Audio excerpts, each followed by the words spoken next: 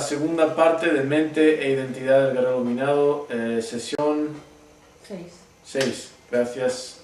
Segunda parte es 2 de junio 2011. Sí. Buenas tardes. Buenas tardes. Buenas tardes.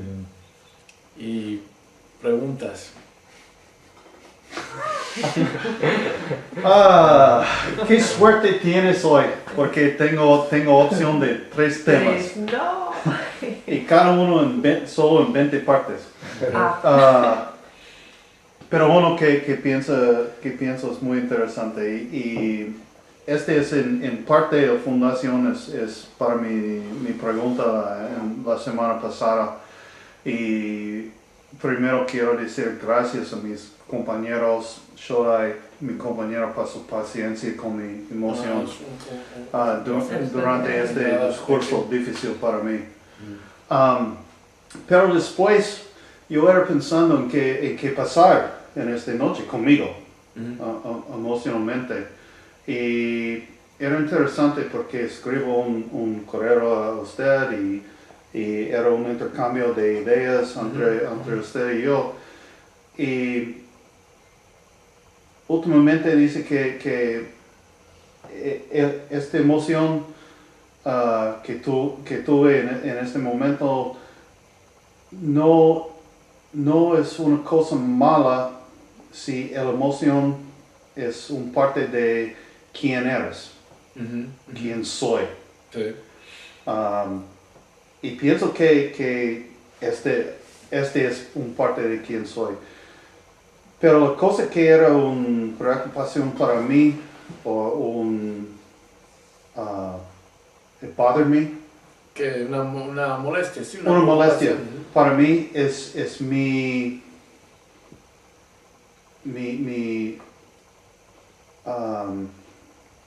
no sé si era vergüenza, no pienso que era vergüenza para mis emociones en frente de mis amigos, pero era algo así que, ¿qué estoy haciendo con esta emoción en frente de todos? Entonces, por favor, hablar de este pensamiento y también que la importancia de como una emoción es un parte de quién eres y cómo completa quién estamos. Pues las emociones, el propósito, la función que desempeñan las emociones es de marcar de cierta forma la importancia a nuestros pensamientos. O sea, completan el pensamiento con una importancia a nivel fisiológico. ¿Okay? Entonces, por ejemplo, nadie se emociona por una... típicamente nadie se va a emocionar por una fórmula algebraica, una fórmula matemática. O sea, típicamente 2x igual a 2, nadie se emociona, no hay nada que... al menos que esa fórmula matemática represente algo de tremenda importancia personal, un hallazgo. Entonces vamos a ver en qué forma es importante precisamente en la emoción. ¿Okay? Los pensamientos son experiencias que nosotros podemos crear en nuestras cabezas, pero lo que marca la importancia para nosotros es la emoción. ¿Okay? Es eso la emoción. Entonces podemos ver, por ejemplo, vamos a ver un buen ejemplo, la cruz. Una cruz, símbolo de una cruz. Uno puede tener esa imagen en la cabeza. Para algunos puede causar una emoción de terror, de absoluto terror. Piensen, por ejemplo, en sociedades aborígenes, indígenas, acosadas por la Inquisición. Entonces una cruz sería igual para ellos, equivalente a la swastika de los nazis para los judíos. ¿Okay? Pero la cruz en sí, pues simplemente son dos líneas cruzadas y ya. Pero en esa emoción vemos lo que representa para la persona, el terror. Para otra persona, un creyente, ¿okay? Pues le puede representar algo de pues, esperanza, muchas cosas. Ahí está el valor para ellos, ¿okay? De ese símbolo. ¿Okay? Entonces, para las personas la identidad es algo pues, lo más personal, es quienes son. Entonces, debería haber emociones con aspectos de su identidad con los cuales ellos se identifican. Dicen, esto es importante para mí, debería haber una emoción reflejada cuando hablan, se expresan acerca de esos temas, de esas partes de sí mismas. Si no, hay un problema. Si no, hay un tremendo problema. Cuando un político o una figura pública da un discurso y quiere conmover a las personas, tiene que haber emoción en lo que habla. Porque la emoción que él tenga se va a transmitir más allá de sus palabras, se va a transmitir en la intensidad que pone en ciertas sílabas, en la entonación, en la energía. Y eso es lo que va a mover masas. Si uno oye, por ejemplo, Martin Luther King dar su discurso I Had a Dream, ¿ok? Hay una emoción ahí que transmite, que uno siente, y eso es lo que conmueve, nos conmueve. Si uno simplemente ve a Adolf Hitler dando un discurso, no tienes ni que oírle, pero ves la emoción detrás, y por supuesto que eso movía. Eran cosas que eran importantes para él. Entonces, para bien o para mal, era algo importante para él. ¿Okay? Y eso es como cuando estamos hablando por chat y ponemos un smiley, ¿okay? Las emociones, las caras que ponemos, ¿okay? Para resaltar, para añadir el contenido emocional que va con el texto. Cambia tremendamente el significado.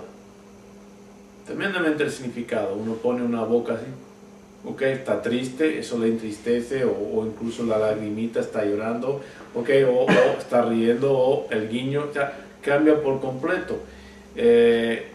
Da un contenido emocional. Hasta se llaman emoticons. Emoticons, sí, ¿ok? Da un sentido emocional. Entonces, uno debería tener algo por lo cual se apasiona. Algo. Preocupante sería si una persona estuviera hablando de algo que considera importante para él y pareciera un androide. Entonces, pues no convencería a nadie de que era importante para él. Es muy importante las cosas. Entonces, el contenido emocional, como dijo Martin Luther King, si una persona no ha encontrado una causa por la cual morir, esa persona no merece vivir. Entonces, si no hay algo por el cual uno está apasionado, no hay algo por el cual uno siente emociones fuertes, ¿okay? Entonces, pues no se puede decir mucho por esa persona está vacía. Hay que encontrar conexión emocional con las cosas. Hay que tener pasiones. Hay que tener cosas que nos indignan. Hay que tener cosas que nos conmueven, que nos llenan de tristeza. Che Guevara dijo que la emoción más importante para el revolucionario es el amor. Porque con el amor al prójimo está la indignación de cuando el prójimo está sometido a una injusticia. Y fijaros, yo ahora mismo conforme articulo esas palabras siento escalofríos. Esos son reflejos de emociones interiores. No estoy dando una clase de matemáticas, de álgebra, en el cual pues 2x igual a 2, el 2 que está multiplicando la variable pasa al otro lado dividiendo, entonces x igual a 1. No se puede apasionar uno mucho hablando de álgebra, o sea, al menos que describa algo, ¿okay? Y nos lleva a algo de importancia a un nivel humano, ¿okay? A un nivel humano. Entonces las personas nunca deberían sentirse avergonzadas por tratar con temas los cuales son importantes para ellas y quedan puntualizadas con sus emociones. Eso es como sabemos que son importantes. ¿Okay? Yo no soy de esas personas que ponen banderas en los Estados Unidos en todas partes, pero la verdad es que cuando se alza la bandera en un evento internacional y se oye el himno nacional americano, pues siento unos escalofríos, hay algo, okay. Eso es como sé yo para mí mismo que significa algo para mí. Cuando lo mismo con España, ciertas cosas, pues, okay. Y lo sentimos, esas son emociones. Así es como sabemos que las cosas son importantes para nosotros mismos, porque muchas veces podemos estar hablando de cosas a nivel intelectual y no estamos tocando con profundidad. Que cuando empezamos a tocar con profundidad es cuando el contenido emocional asociado con esas ideas se muestra, y así es como sabemos quiénes somos y lo que es importante para nosotros. Tú tenías un comentario, sí. Por herencia o tradición o cultura, sobre todo al varón se le limita externar sus emociones, entre ellas las del llanto. Entonces, pues yo sé que es bueno manifestar emociones, pero por ejemplo, difícilmente la identidad de un ser humano va de acuerdo a ciertas reacciones y manifestaciones de sus emociones. Sí, pero, o sea, fíjate, de acuerdo con lo que has dicho, pues no está bien, no se considera culturalmente aceptable, socialmente aceptable que el varón llore a cada momento. Han arañado mi coche. Okay, no encuentro mis zapatos. Okay, eso no es aceptable. Por eso, precisamente, cuando hay algo que de verdad nos afecta, ¿okay? Sobre todo cuando es la persona, la característica de ese individuo no refleja ese tipo de emoción, ¿okay? Con frecuencia. Entonces, en esos momentos, cuando expresas emociones, dices, esto es muy importante.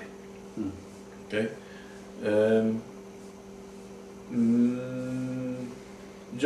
Fijaros, está aquí, siempre tiene que estar aquí al lado, por si acaso no necesito sacar. Saigo Takamori, el personaje histórico en el cual se basa la película El último Samurai. ¿Okay? Pues era un hombre grande, para un japonés, físicamente imponente, pues un samurái, muy hecho las viejas usanzas. Y lo que la gente se sorprendía mucho es que cuando iba al teatro en una situación emocional, él lloraba. Y entonces la gente decía, bueno, Tan grande. tan grande, tan fuerte, tan austero, tan duro. Y sin embargo, Sensible. pues era un hombre completo. O sea, era un hombre completo. No le hicieron una lobotomy, ¿cómo se dice? Lobotomía. Lobotomía, no le arrancaron. El Entonces, cerebro.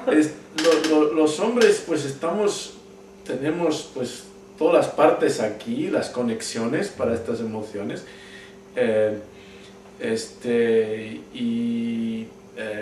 No hay yo lloro en ciertas películas y a veces pues más ahora de ahí a que eso sea una debilidad de carácter hay una gran diferencia, hay una sensitividad. Pero Okay. me refiero no nada más a llorar, por ejemplo, a manifestaciones de euforia, de alegría, de desagrado, Ajá. de enojo. O sea, a veces hay personas que me ha tocado ver, por ejemplo, conocí a un político que pues frente al público muy correcto, pero ya con las amistades y en la pachanga pues era un niño. Brincaba y aventaba hielitos y bromas a sus amigos, o sea. Pues ese es tonto. Eso es una. Exacto. Pero bueno, ok. Pero estamos hablando, pues. Estamos hablando de cuando expresamos ideas que son importantes para nosotros. ¿Cómo sabemos que esas ideas son importantes? Por las emociones que conllevan.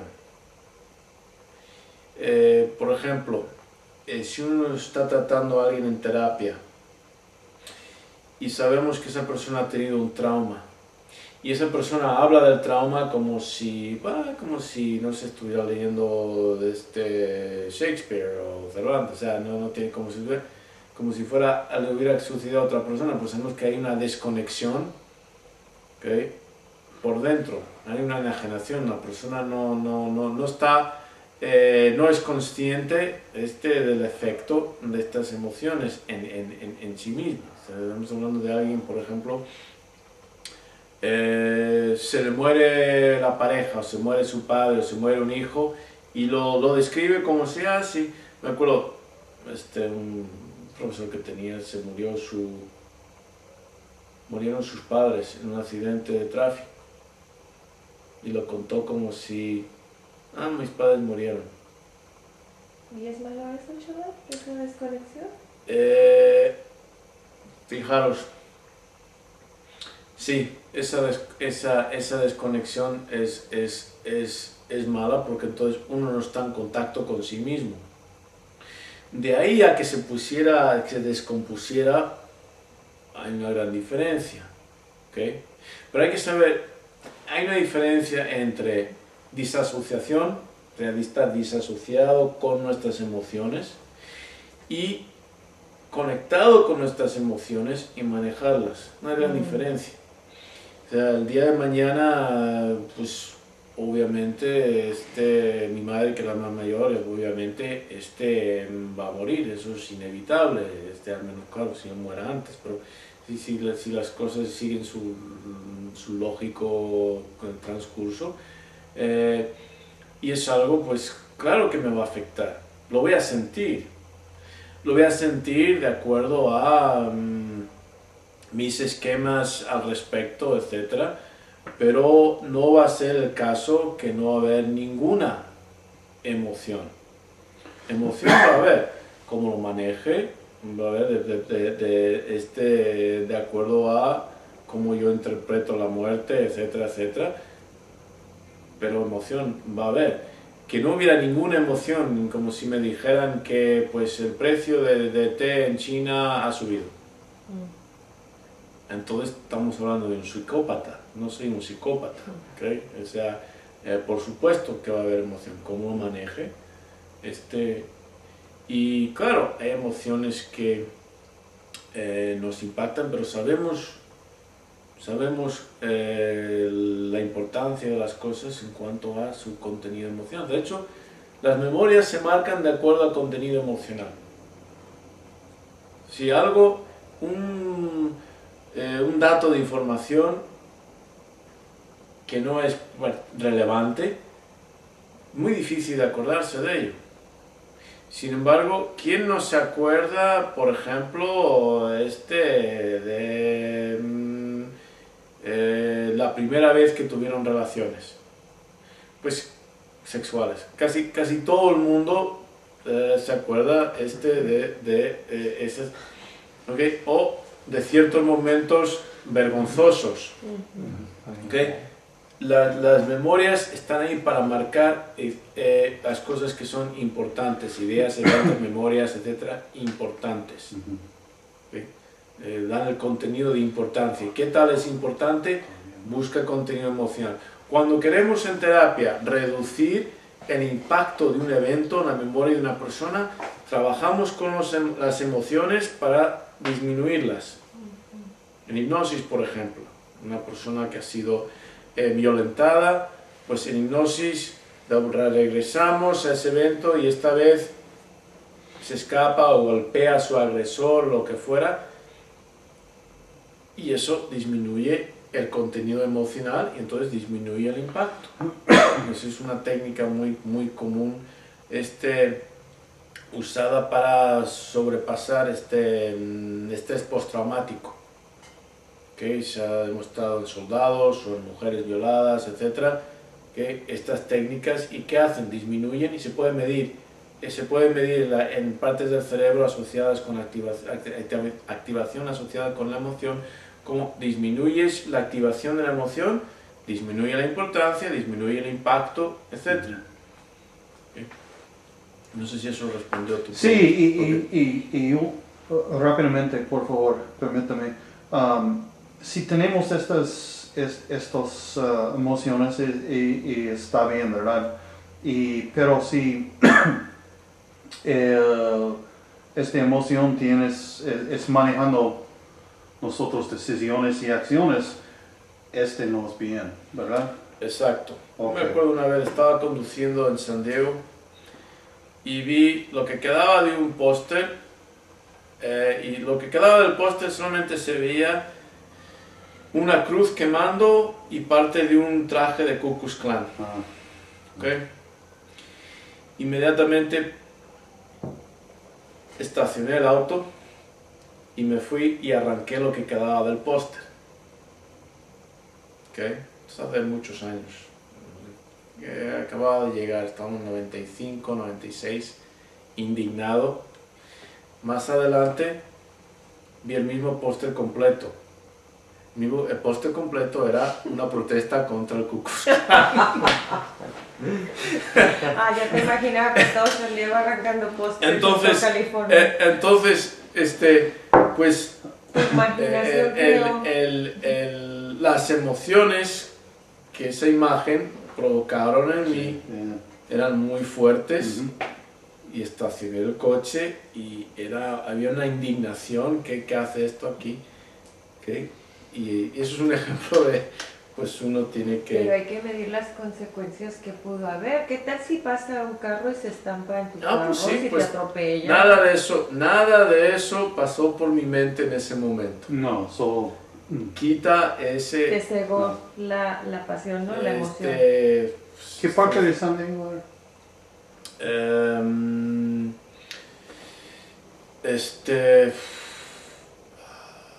No era Genesee, era University City. Okay. Okay. Cerca del campus de UCSD, sí, yeah. cerca del campus. Y es un ejemplo, pues, si era el 95, acababa de llegar, o sea, hace 16 años. Y vi eso y... entonces, pues, fue muy interesante que nada, unos 30 metros, no más, un poco más, 50 metros más adelante, estaba completo y lo vi y dije, ok. Not to self, como dicen, calma. Ok, pues gracias por la Ok. respuesta y mi compañeros, gracias por su paciencia. No, al contrario, continúa con la otra pregunta. Ok. A ver, más preguntas. Carlos. Yo en el cassette 1, cuando estaba hablando de los atributos de los ninjas, me llamó mucho la atención cuando mencionó el del esfuerzo. Y el comentario, algo así como lo que leía, era como someterse, como a ejercicio, por ejemplo, hasta casi como que hasta vomitar, Sí. y como que ir más allá de los límites, y como que exigirse a otros niveles, y no sé, me imagino a estas personas corriendo durante varias horas y como que ya no pueden, pero como que siguen, o como que subiendo una montaña y como que sigue, o como que haciendo no sé, flexiones y como que tres más, y o sea, me imagino ese tipo como de entrenamiento, ¿no? Pero con el fin de desarrollar como una especie como sí, como de poder personal, ¿no? Como de una identidad, como que si logras eso en otras áreas de tu vida, vas a tener como una base mental como muy robusta, como muy fuerte para hacer casi lo que uno quiera, pues. Entonces, digo, bueno, esto es lo que ofrece como las artes marciales, pues, que no ofrecen otras tantas cosas, ¿no? O sea, el arte marcial te ofrece esto, ¿no? Recuerdo una persona que era adicta a la droga, y intentó con varios métodos de dejarla, y cuando por fin la dejó, se fue a un lugar donde como especie de campamento, pero ahí vivía, y era puro como arte marcial, y ahí fue como pudo dejarlo. Entonces hilo todo y veo como una gran aportación, por decirlo así, ¿no? Me gustaría quedar un poquito de ese tema, Chava, que se me hace así como muy importante y valioso, ¿no? Pues la expresión máxima de poder personal lo capta la palabra abracadabra, tal como que significa, creo que es en arameo, tal como lo digo, se hace, dicho y hecho. O sea, mi voluntad se convierte en hecho. Esa es la expresión máxima de poder personal. Es donde uno pone la intención, se concreta. Entonces, donde falla la mayoría de las personas es precisamente en eso, su empeño. ¿Okay? Sueñan mucho, pero no pasa de eso. Desean mucho, pero no hacen nada. ¿Okay? Comprométete, ten ese compromiso, ¿okay? Con si lo quiero hacer, se hace. Ahí está el cumplir o morir, cumplir constantemente hasta que por fin te mueres, entonces ya no queda más que cumplir. Pero cumple, hasta entonces cumple. Y el entrenamiento, unas cosas que son tan diferentes de las tradiciones marciales, quiero decir, estoy pensando no todas las orientales, pero las artes marciales, es que en su ideal abarcan el cuerpo y la mente. Filosofía occidental, ¿okay? Pues es pura abstracción. Psicología clínica, pues es llegas a la consulta o vienen aquí a la consulta, si simplemente les hablo, tal y cual, pero todo está a nivel aquí. Si lo pudieran resolver simplemente con pensamientos, no tendrían problemas. Si nuestra realidad se pudiera cambiar simplemente con pensamiento, pues sería otro mundo, mejor o peor, quién sabe. ¿Okay? Pero el problema es que conducta, del pensamiento a la conducta. Que en las prácticas estas lo que está diciendo lo que estábamos leyendo, esto de esforzarse hasta vomitar, es demostrarse a sí mismo que tiene la capacidad, la voluntad, la voluntad, al poder, ¿okay? De si me comprometo si lo pienso y es importante para mí, va a haber la conducta correspondiente para lograrlo. Yo me voy a obligar a mí mismo, ¿okay?, a cumplir con ello. Y eso, al fin y al cabo, eso es todo. No hay nada más que eso. Eso es todo, no hay nada más. Por eso la indignación que yo tengo con personas que dicen, sí, voy a estar ahí, ¿okay?, y luego no están. Si no son mis alumnos, me trae sin cuidado, ya sé que los civiles se manejan así. Pero una vez que pasan ese umbral, entonces sí hay una indignación por mi parte. Y la expreso cuando tengo la ocasión, para que ellos sepan. Porque una vez que dicen que van a hacerlo, expresan su intención. Y de acuerdo a esa intención tiene que haber un compromiso. O que tengan más cuidado con lo que dicen que van a hacer, o entiendan que una vez que lo dicen, y no es por mí, sino por ellos, dicen que van a hacerlo, que tengan ese compromiso con sí mismos de hacerlo. Y eso es todo. Eso es todo. De saber que pueden obligarse hasta el punto del agotamiento total, si es ese su empeño, si es esa su voluntad. Sin eso no hay nada. Y no hay nada más que eso. Porque en eso está todo. En los versos de Kipling, if you can force your heart and nerve and sinew to serve their turn long after they are gone. Si puedes obligar tu corazón y nervio y tendón, ¿okay?, para cumplir su turno más allá, hasta que long after they are gone, mucho más después de que ya han fallecido, han acabado. And so hold on. Y aguantar así hasta que no hay más en ti que la voluntad que diga continúa.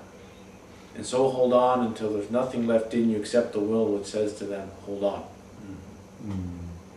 La voluntad, es decir, esto lo voy a hacer y voy a continuar. Cumplir hasta morir. Si es ese tu compromiso, pero el compromiso no es con nadie más, es contigo. Y tenerlo presente en todo lo que hagas, todo lo que te propongas, o si no, no tengas el compromiso, no te comprometas.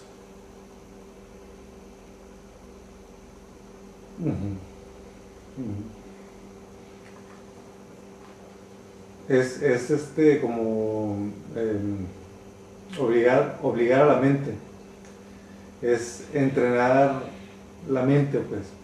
En este caso es como físicamente obligando a la mente. Es como interesante, porque es como uno cultivar la mente, como uno entrenarla, Sí. como que a lo mejor está el ay, es que estoy muy a gusto, que ay, es que no quiero. Y es así como hay algo en uno Podría ser la identidad, hay algo que es, ¿cómo no? Lo vas a hacer, ¿no?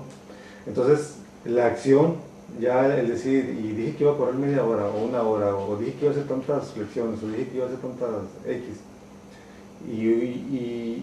y al hacerlo, como que se obliga a la mente a ese ego que hemos comentado que es cómodo y pasivo y caprichoso, etcétera, etcétera, ¿no? Entonces es así como que a través de un régimen físico se cultiva una mente, se entrena una mente para tener como un poder personal mayor, más grande, pues.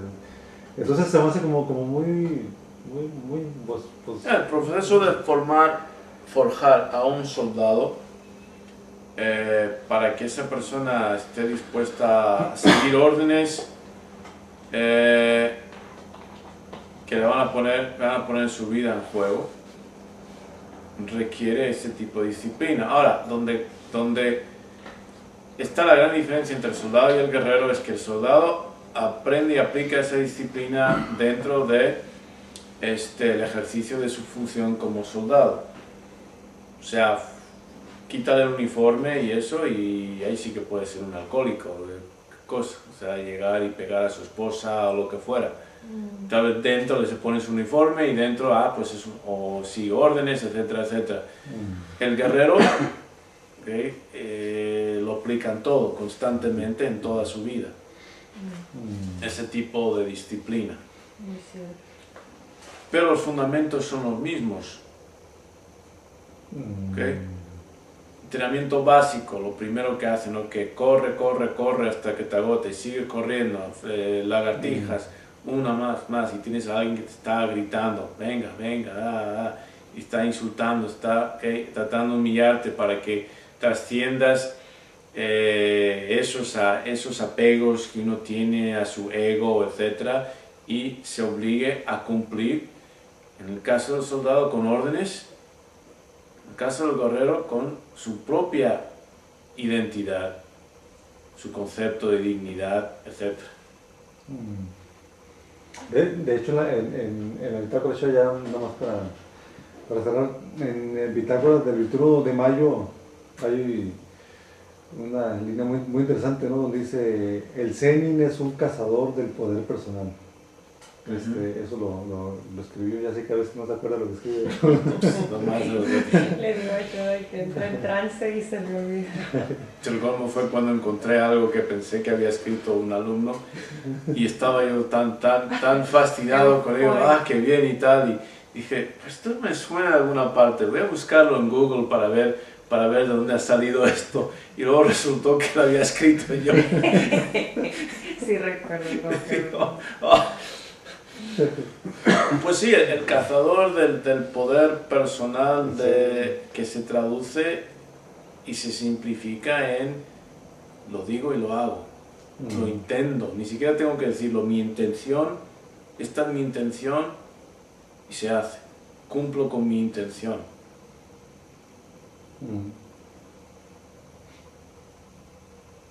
Y buscar las formas de manejarse uno mismo para que esa fortaleza siempre esté en aumento. Exactamente.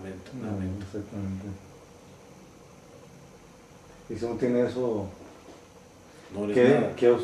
Sí, y tú bueno, teniéndolo, no obstáculos, o sea, adversidades, con esto trabajado, tiene uno las herramientas y tienes pues el impulso necesario para hacer lo que quieras. Ahora, ¿qué haces con ello? Eso ya es tema aparte, pero sin eso no hay nada. Una persona no en la dimensión, la categoría del guerrero no vale nada si no tiene eso. Pregunta.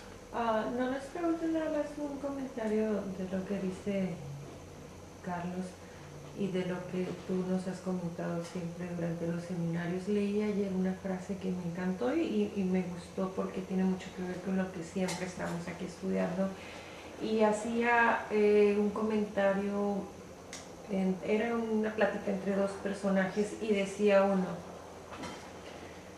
tú tan grande y tan fuerte que eres, cuida tu espíritu, porque aquel flacucho y débil que ves allá en cierta circunstancia puede superarte. Eran dos esclavos. Uno era un príncipe, fue príncipe pero fue esclavizado, es la historia de Ben-Hur. Y el tribuno estaba diciendo eso, que de nada le servía a uno de los que estaban ahí en los remos es ser tan fuerte y físicamente tan imponente si a lo mejor ahí estaba su contrincante porque la fortaleza de su espíritu era superior. No me refiero, perdón, a espíritu en religiosidad, entiendo, sino en su ánimo, o sea, su determinación. Los chinos y los japoneses hablan de chi y ki respectivamente, se refieren a lo mismo. Y el ki abarca esa fuerza de voluntad, esa determinación. No es, como muchas personas piensan, equivalente a la fuerza que uno va a lanzar rayos pues, con los dedos o cosas, no. O sea, abarca muchas cosas. La fuerza, la personalidad, la determinación, y eso se va fortaleciendo y como dicen, eso no decrece con los años, todo lo contrario, conforme vamos superando adversidades y los años presentan adversidades, es mucho más difícil a mis casi 48 lidiar con un régimen intenso de ejercicio que a mis 18. A mis 18 era un chiste, o sea, ¿cuántas millas quieres? Pero yo sí a mis 18 corría hasta vomitar en seco. Después, al final de cada carrera que yo me lanzaba, me tiraba, vomitaba en seco. No estoy abogando por eso, no necesariamente, pero era la determinación con la cual yo ejercía yo me dedicaba a ese ejercicio, llevarlo hasta el límite.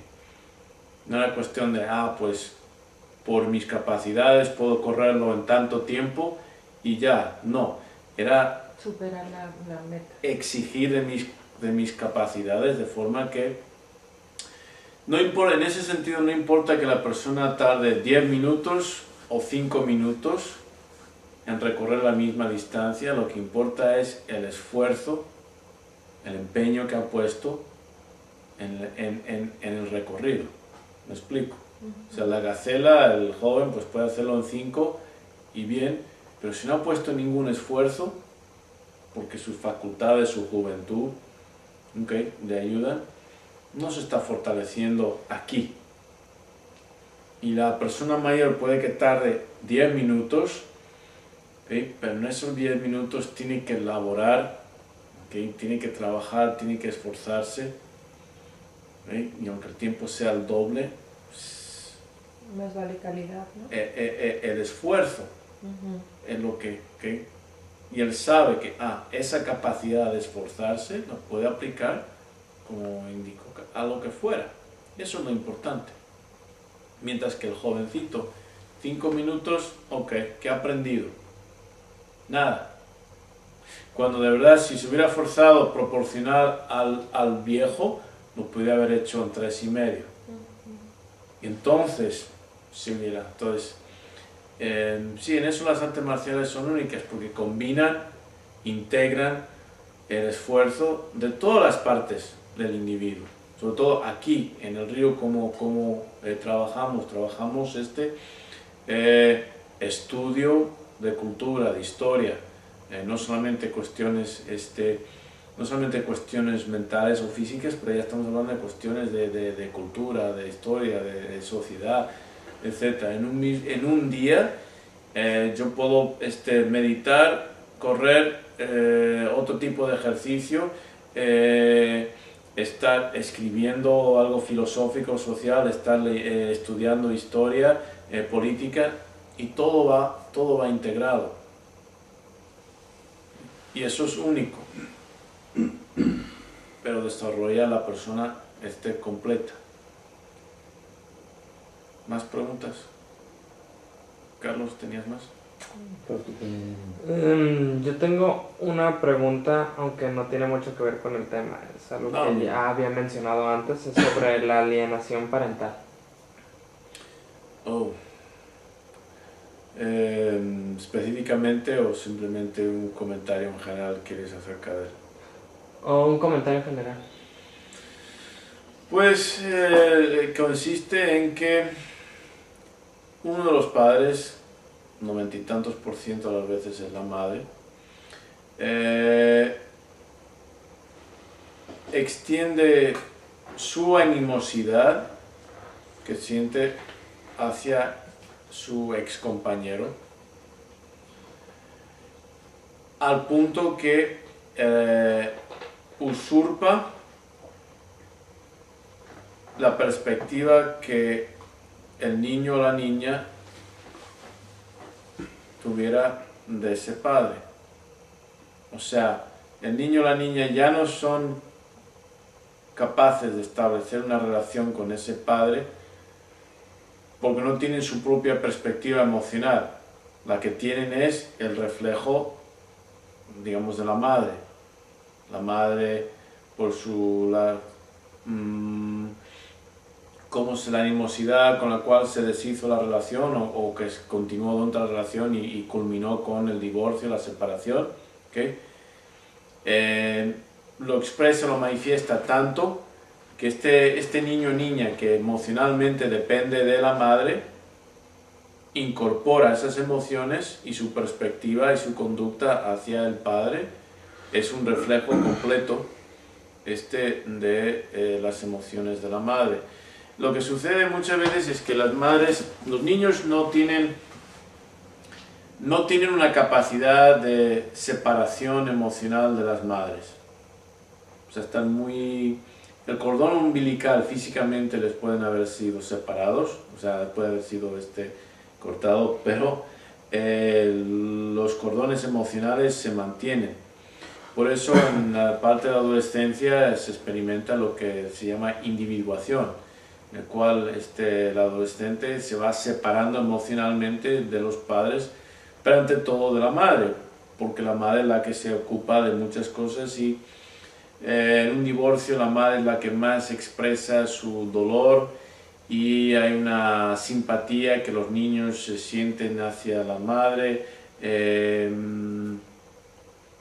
Ellos van experimentando ellos mismos, comparten empáticamente la posición de la madre con respecto al padre, hasta el punto en que la madre odia al padre, los hijos le odian. Claro, esto es en el contexto de que no hubiera un motivo. No estoy hablando de casos de abuso físico o abuso sexual, estoy hablando de casos de tantos divorcios. O sea, es una cosa tan común, tan ubicua y solamente ahora se está reconociendo hasta qué punto y causa, lo que eventualmente causa es que los hijos rechazan al padre sin que hubiera un motivo causado por la relación entre padre e hijos. Lo rechazan de acuerdo a las emociones que la madre siente con respecto al padre. Y ahí se acaba. Creo que la estadística de Estados Unidos es que después de 2 años después del divorcio, 90% de los padres no tienen contacto con sus hijos. ¿Okay? Entonces, es un proceso muy dañino, pues claro, a los padres, pero más que nada para los hijos, porque esos hijos ya no van a tener... Los seres humanos nos completamos en función con nuestras relaciones familiares y sociales. Entonces esos individuos ahora van a crecer amputados de padre. Es una amputación emocional la que está causando esta otra persona. Y en algunos casos se considera como un abuso psicológico. Se considera como un abuso psicológico el causar esta alienación. ¿Y no hay algún tipo de amonestación o castigo, multa, no sé? Pues, como digo, el 90 y tantos % de las veces es la madre la que está causando. Las cortes de familia, favorecen de una forma tremenda, descarada a la madre. Entonces son muy reacias, porque el tratamiento es quitarle los hijos a la madre, dejarlos con el padre 3 años, X años, y no hay contacto ni por correo electrónico ni nada entre los hijos y la madre, para corregir el daño que se ha causado. No se me hace que sea buena. No, ese es el único tratamiento. Ajá. Ese es el tratamiento estándar, todo el mundo lo reconoce, saben que es la única forma, porque es un lavado de cerebro. O sea, lo que la madre causa, y estoy diciendo madre porque es un lavado de cerebro a los niños. Y tiene, como ella tiene una ventaja posicional, emocional, etcétera, tremenda, una influencia tremenda sobre el niño. La única forma de contrarrestar eso es eliminarla por completo de la vida de esos niños por X tiempo, 3 años, 4 años, 5 años, hasta que el daño que se ha causado, como cualquier herida, el tiempo va a superarla y los niños puedan formar una relación con el padre independiente a ese veneno. Y luego pueden ya volver a tener una relación. Porque la conexión con la madre no la van a perder. La relación no la van a perder. ¿Sí? Claro, también a veces es al revés, que el padre aliena a la madre. También se dan esos casos. Entonces, es lo mismo. La única forma de arreglarlo es esa eliminación de contacto por un tiempo. Eso es algo muy difícil, pero tremendamente real y lamentablemente... Pierden son los niños, ¿no? Los dañados en el fondo son los niños. Ah, pues sí, por supuesto, porque claro, al padre le duele mucho, pero es adulto y va a continuar. Los que van a enfrentar toda una vida huérfanos de padre prácticamente y su autoestima, sintiendo que su padre no los quiere, o sea, es un desastre para el niño. Sí, de hecho causa, me imagino que a la larga, problemas de identidad. ¿No? Problemas con relaciones, todo tipo de problemas. ¿Más preguntas? Yo tengo otra. ¿Por qué los niños desarrollan una conexión emocional tan fuerte con la madre? Pues nacen de ella. Viven con ella, nacen de ella les da pecho, la amamantan. Típicamente el cuidado, la inmensa mayoría de las culturas, típicamente quien da de comer a los niños, quien les cambia los pañales, quien les ofrece confort cuando están enfermos, etcétera, etcétera, es la madre. Entonces tienen un contacto físico mucho más regular con los hijos que tienen con el padre. Entonces es lógico que tengan esa conexión. Claro. ¿Tiene que ver el género del niño con la conexión? No, hasta ciertos años no, da lo mismo, porque no. Después de cierta edad sí puede darse el caso que las niñas se identifiquen, quieran relacionarse más con los padres porque tienen una competencia con la madre. Entonces hay una alineación con el padre, pero estamos hablando de la niñez. Entonces, en una familia tradicional, en la tradición de nuestra especie, pues no había ningún problema con eso. Pero ahora que se ha dado el divorcio viene a ser casi el estándar del futuro de una familia. Entonces es un problema tremendo y la única forma de combatirlo es que los padres tengan que cumplir con más de las ocupaciones que les lleven mayor contacto continuo con los niños, de forma que los niños no dependan físicamente, emocionalmente tanto de la madre, sino que estén más compartidos. Pero la única forma de hacer eso es dividir en la custodia física de una forma equitativa, que por lo general no es el caso. Aun cuando los padres quieran tenerlos y tengan los medios, las cortes de familia son muy sexistas en ese aspecto. En el futuro eso va a tener que cambiar por los problemas sociales que está causando. Sí. ¿Más preguntas? Ok, entonces terminamos por esta noche. Bueno, pues muchas Muchas gracias. gracias.